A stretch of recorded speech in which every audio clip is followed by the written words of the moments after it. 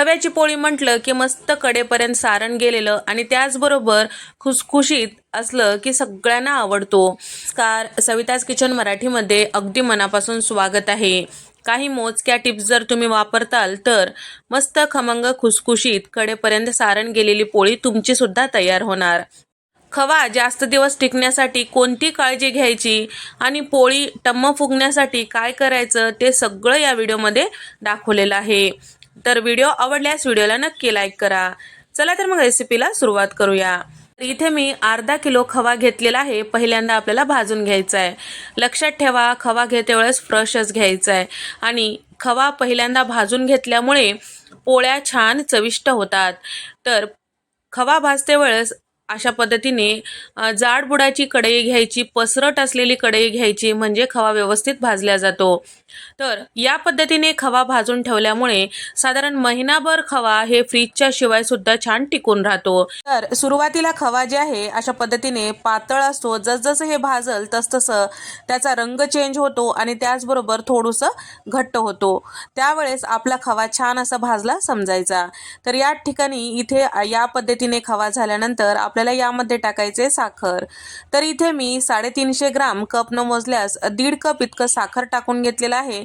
सगळं छान व्यवस्थित मिक्स करून घ्यायचं आहे। तर साखर पूर्ण यामध्ये विरघळेपर्यंत आपल्याला परतून घ्यायचं आहे आणि हलकंसं रंग चेंज होईपर्यंत हे पूर्ण आपल्याला परतून घ्यायचं आहे। साधारण 2 ते 3 मिनिटांनंतर साखर पूर्ण यामध्ये विरघळल्या गेलेली आहे आणि त्याचबरोबर हे जे खवा आहे थोडंसं असं घट्ट झालेलं आहे। तर सुरुवातीला जसं पातळ होतं त्याच पद्धतीने साखर टाकल्यानंतर सुद्धा हे पातळ होते। तर या ठिकाणी साधारण 5 ते 6 मिनिटांनंतर तुम्ही बघू शकता हे खवा या पद्धतीने उलटण्यावरून आपण खाली टाकत असलं की रिबिन कन्सिस्टन्सीमध्ये खाली पडत आहे, म्हणजे थोडंसं घट्ट झालेलं आहे। तर आता हे खवा बाजूला ठेवूया साधारण 7 ते 8 तासासाठी, किंवा आदल्या दिवशी भाजून ठेवलं तरीही चालेल। तर या ठिकाणी साधारण 7 ते 8 तासानंतर तुम्ही बघू शकता खवा जे आहे छान असं पेड्याप्रमाणे झालेला आहे।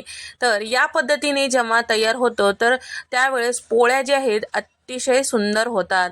तर पहिल्यांदा आपल्याला हे सगळं छान कढईपासून मोकळं करून घ्यायचं आहे आणि आपल्याला जेवढं सारण भरून घ्यायचं आहे तेवढं आपल्याला हे खवा घेऊन छान पेड्याप्रमाणे तयार करून घ्यायचं आहे। तर इथे तुम्ही बघू शकता या पद्धतीने खवा तयार झालेला आहे। आता तर या ठिकाणी इथे मी खव्याचे उंडे तयार करून घेतलेले आहे। आता पोळीसाठी गव्हाचं पीठ भिजवून घेऊया। 3.5 कप इतकं मी इथे गव्हाचं पीठ घेतलेलं आहे आणि त्याचबरोबर अर्धा चमचा मीठ यामध्ये टाकून घेतलेलं आहे आणि त्याचबरोबर यामध्ये साधारण 5 ते 6 मोठे चमचे तेलाचे टाकून घेतलेलं आहे। तेल जे आहे थंडच इथे वापरलेलं आहे। तेल टाकल्यामुळे आपली जे पोळी आहे छान खुसखुशीत तयार होते। या पद्धतीने पिठाचं मूठ वळल्या जातो त्यावेळेस आपल्याला समजायचं की यामध्ये टाकलेलं तेलाचा साठा अगदी बरोबर आहे। कमी वाटत असेल तर तुम्ही या ठिकाणी टाकून घेऊ शकता। थोडं थोडं पाणी टाकून आपल्याला हे पीठ जे आहे थोडंसं घट्ट असं भिजवून घ्यायचं आहे। हे जे पीठ आहे पुरीच्या पिठापेक्षा थोडंसं पातळ आणि चपातीच्या पिठापेक्षा थोडंसं घट्ट ठेवायचं। तर या ठिकाणी जर तुम्ही अति घट्ट ठेवताल हे पीठ तर कडेपर्यंत सारण जाणार नाही आणि त्याचबरोबर पातळ जर हे पीठ ठेवताल तर व्यवस्थित पोळी येणार नाही। या पद्धतीने पीठ तयार झाल्यानंतर इथे मला साधारण 1.5 कप इतकं पाणी लागलेलं आहे। आता याला झाकून ठेवूया साधारण 10 ते 15 मिनिटासाठी। तर 15 मिनिटानंतर इथे आपलं जे पीठ आहे छान भिजल्या गेलेलं आहे। एकदा पूर्ण छान पीठ तिंबून घ्यायचं आहे। त्यानंतर पोळीला लावण्यासाठी इथे मी गव्हाचं पीठ घेतलेलं आहे आणि सोबतच तेल सुद्धा घेतलेलं आहे। तर तेलाऐवजी तुम्ही तुपाचा सुद्धा वापर करू शकता। तर या ठिकाणी ज्या पद्धतीने आपण खव्याचे उंडे तोडून घेतलेले होते त्याच पद्धतीने हे सुद्धा पेड्याप्रमाणे उंडे तयार करून घ्यायचं आहे आणि या पिठाची छान अशी वाटी तयार करून घ्यायचं आहे। याच्या कडा जे आहेत थोडेसे चपटे करायचे आणि मध्यभागी थोडंसं जाड ठेवायचं। तर या ठिकाणी या पद्धतीने वाटी तयार करून घेतल्यानंतर जे आपण खव्याचा उंडा तयार करून घेतलेलं होतं ते कोरड्या पिठामध्ये थोडंसं घोळून घ्यायचं आणि त्याचबरोबर हे जे आहे या पद्धतीने मोदकाप्रमाणे आपल्याला यामध्ये छान असं भरून घ्यायचं आहे।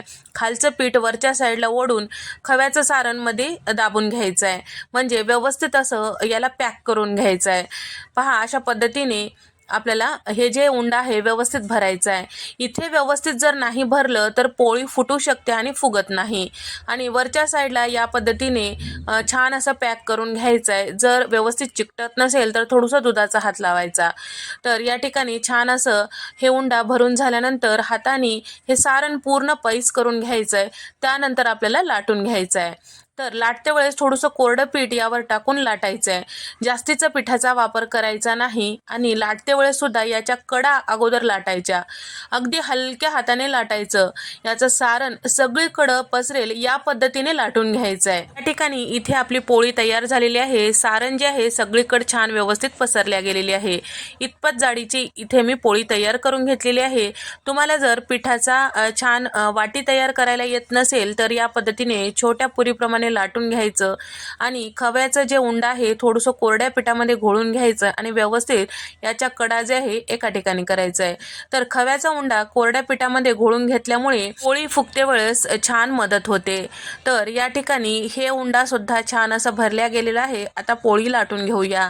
तर एकदाच 2 ते 3 पोळ्या तयार करायचं, त्यानंतर भाजलं तरीही चालेल. जास्तीच्या पोळ्या तयार करायचं नाही. साधारण एक 2 ते 3 जास्त पोळ्या तयार करून ठेवताल तर ते वाळल्यासारखे होतात आणि फुगत नाही.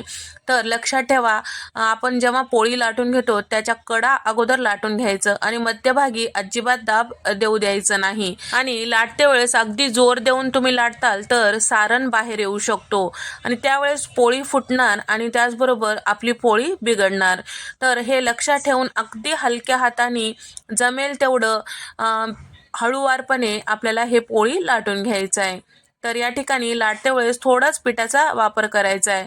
जर लाटते वेळेस जास्तीचं पीठ या खालच्या साईडला लागलेलं असेल तर ते आधीच आपल्याला ते कोरडं पीठ बाजूला करायचं आहे, त्यानंतर भाजून घ्यायचं आहे. पोळी भाजते वेळेस गॅसचा फ्लेम अगदी कमी करून भाजायचा. सुरुवातीला तवा मध्यम गरम करून घ्यायचा आणि त्याचबरोबर थोडंसं तेल टाकून तव्यावर पोळी टाकून घ्यायची आणि वरच्या साईडला थोडंसं कोरडं वाटू लागलं, भाजल्यासारखं आपल्याला अंदाज आला की आपल्याला हे पोळी पलटून घ्यायचं आहे.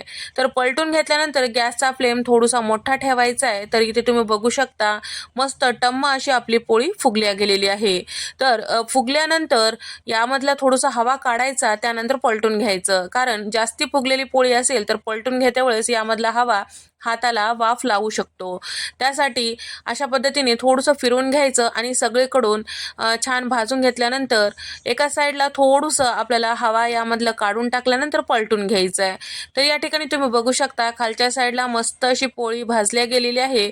आता उलटण्याने सरकून आपल्याला दोन्ही साईडला छान असं व्यवस्थित भाजून घ्यायचं आहे. तर तुम्ही बघू शकता मस्त खमंग खरपूस अशी आपली खव्याची पोळी तयार झालेली आहे. बघता क्षणी खावंसं वाटणारी ही पोळी तयार झालेली आहे. तर पोळी तुम्हाला थोडीशी गव्हाळ कलरची आवडत असेल तर त्या पद्धतीने तुम्ही भाजू शकता किंवा तुम्हाला छान अशी लालसर भाजलेली आवडत असेल तर त्या पद्धतीने तुम्ही भाजू शकता.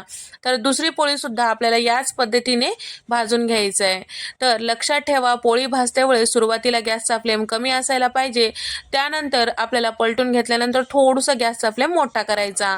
गॅसचा फ्लेम मोठा ठेवून जर खव्याची पोळी भाजताल तर यामधलं सारण पूर्ण बाहेर येऊ शकतो. त्यासाठी गॅसचा फ्लेम सुरुवातीला मध्यम ठेवायचा, त्यानंतर थोडंसं गॅसचा फ्लेम मोठा ठेवून आपल्याला दोन्ही साईडला छान असं हे पोळी भाजून घ्यायचं आहे. या पद्धतीने तयार करून ठेवलेली पोळी साधारण 7 ते 8 दिवस आरामात टिकतो. मस्त खमंग अशी पोळी तयार झालेली आहे. तर व्हिडिओ आवडल्यास व्हिडिओला नक्की लाईक करा आणि चॅनलला सबस्क्राईब करायला विसरू नका.